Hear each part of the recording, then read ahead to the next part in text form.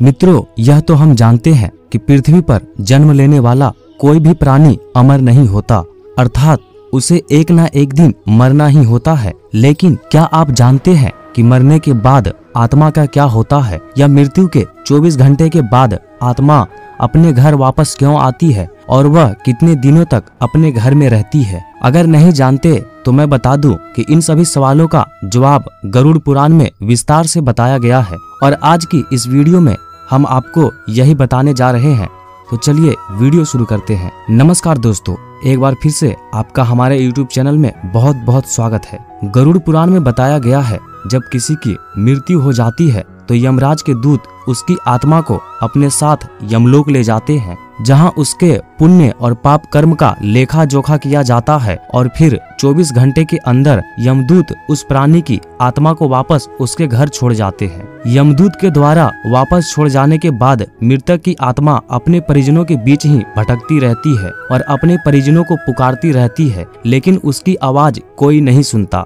यह देख मृतक की आत्मा बेचैन हो जाती है और जोर जोर से चिल्लाने लगती है, तब भी उसकी आवाज को कोई नहीं सुनता। इसके बाद मृतक की आत्मा अपने शरीर में प्रवेश करने की कोशिश करती है, लेकिन यमदूत के पासों में बंधे होने के कारण वह मृत शरीर में प्रवेश नहीं कर पाती है। इसके अलावा गरुड़ पुराण में बताया गया है कि किसी की मृत्यु हो जाने पर जब उसके परिजन रोते बिलखते हैं तो यह देख मृत आत्मा दुखी हो जाती है और वह भी रोने लगती है, लेकिन वह कुछ नहीं कर पाती और लाचार होकर अपने जीवन में किए गए कर्मों को याद करके दुखी हो जाती है। गरुड़ पुराण की माने तो जब यमदूत मृतक की आत्मा को उसके परिजनों के बीच छोड़ जाते हैं तो उसके बाद उस आत्मा में इतना बल नहीं रहता कि वह यमलोक की यात्रा तय कर सके। गरुड़ पुराण के अनुसार किसी भी मनुष्य की मृत्यु के बाद जो 10 दिनों तक पिंडदान किया जाता है, उससे उस मृत आत्मा के विभिन्न अंगों की रचना होती है और फिर 11वें और 12वें दिन जो पिंडदान किया जाता है,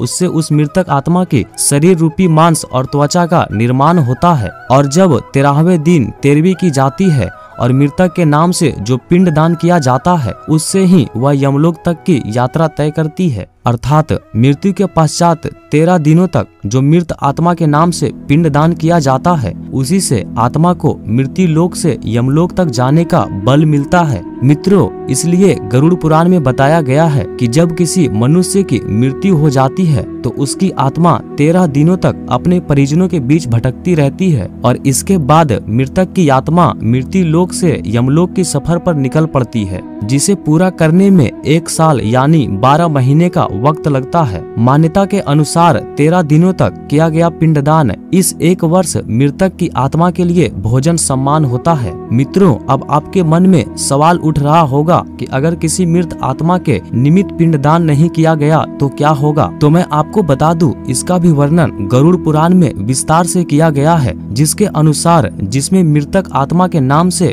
पिंडदान नहीं किया जाता है, उसे 13वें के दिन यमदूत जबरदस्ती घसीटते हुए यमलोक ले जाते हैं, जिससे मृत आत्मा को यात्रा के दौरान काफी कष्ट उठाना पड़ता है। इसलिए हिंदू धर्म में हर मृत आत्मा के नियमित 13 दिनों तक पिंडदान किए जाना आवश्यक बताया गया है। इन सब के अलावा गरुड़ पुराण में यह भी बताया गया है कि 13वें के दिन मृतक के निमित्त परिजनों के द्वारा किए जाने वाला भोज कर्ज लेकर किया जाए तो मृत आत्मा को शांति नहीं मिलती। मृत आत्मा को इन बातों का बड़ा ही कष्ट होता है, मन ही मन सोचता है कि काश मैं अकेले ही कष्ट उठाता। साथ ही गरुड़ पुराण में यह भी बताया गया है कि जो मृतक के परिजन को कर्ज लेकर भोज करने पर मजबूर करता है, ऐसे इंसान को यमराज कभी भी क्षमा नहीं करते और उसकी मृत्यु के बाद उसे कई तरह की यातनाएं देते हैं और फिर उसे वापस मृत्यु लोक में भेज देते हैं। साथ ही गरुड़ पुराण में यह भी बताया गया है कि जो मनुष्य जीवित रहते पुण्य कर्म करता है, उसे यमदूत मृत्यु के 13 दिनों बाद अपने साथ